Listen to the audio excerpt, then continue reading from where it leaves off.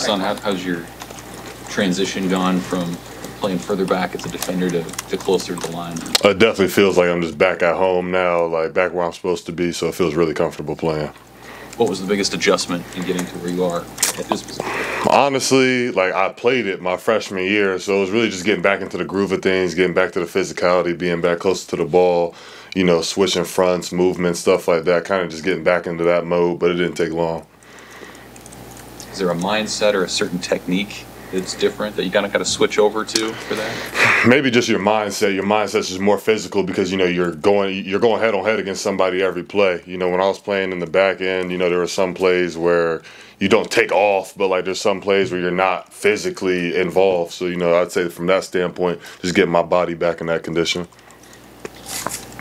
What's it like tangling with Nebraska's tackles and tight ends? Oh, yeah, they're physical. They're physical. They can block well, too, so they've been great to work against. We've been giving each other great work this whole camp. Is there anyone in particular that's been like, yeah, that can really bring it? Yeah, Pritch has strong hands. Lindenmeyer has really strong hands, too, blocking that tight end.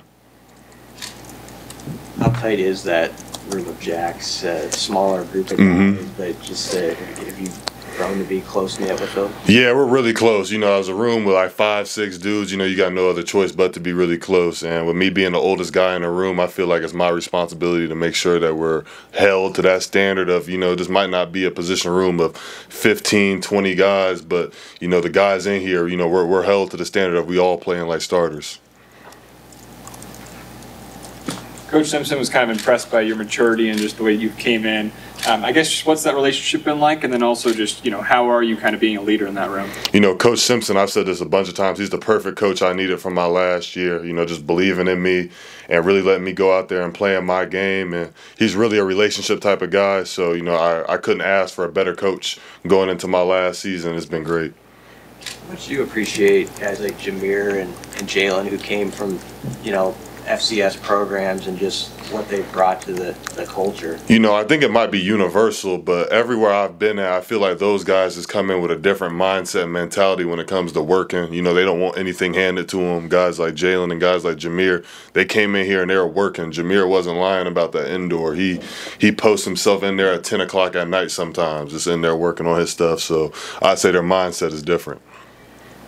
With this being your last season, what kind of goals have you set for yourself this year? Man, I don't even want to say my personal goals, but as a team, I want to go out there and win every single game. So I know that's my goal, you know, is to go undefeated. So, yes, sir. What does it mean for you to go back to Kansas City for game 1? It's huge. Honestly, it means a lot just to be able to, for my last year, to be able to play my season opener in KC against Cincinnati where I was born. So, you know, just both of those places, it's going to be huge. I have a lot of people coming.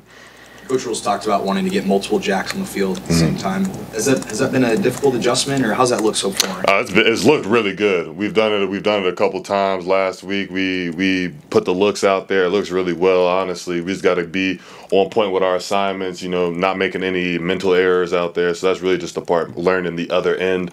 So you know, so we could both be in there at the same time because we have pass rush ability in that room. A lot of it.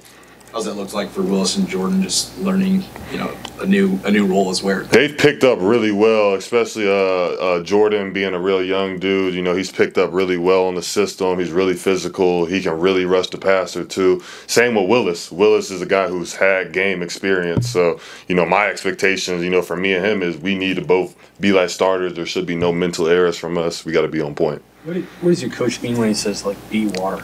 What does that mean to you?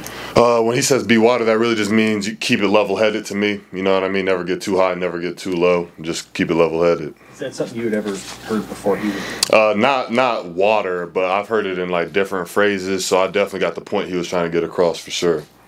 You've been to some other schools in your college career. What is it about Nebraska coaches, resources that has helped you maybe grow as a player since you've been? I would definitely say the resources. Just, you know, they got everything you could ask for here from a recovery standpoint. From you know, I'd say with my relationship with my position coach here has brought my game to a different level because I can go to him for anything.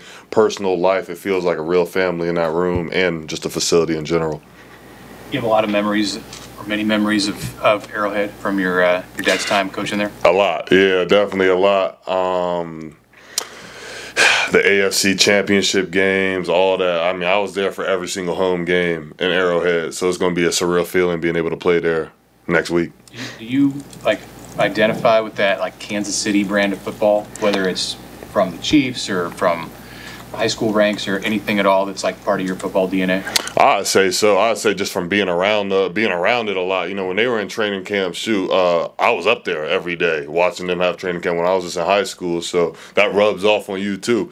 And you got your dad coming home spilling the same messages that they're spilling in the team meeting and position meetings. It's hard to not, you know, have that be a little bit a part of you if you're paying attention. Anything else? I appreciate you guys. Thank you.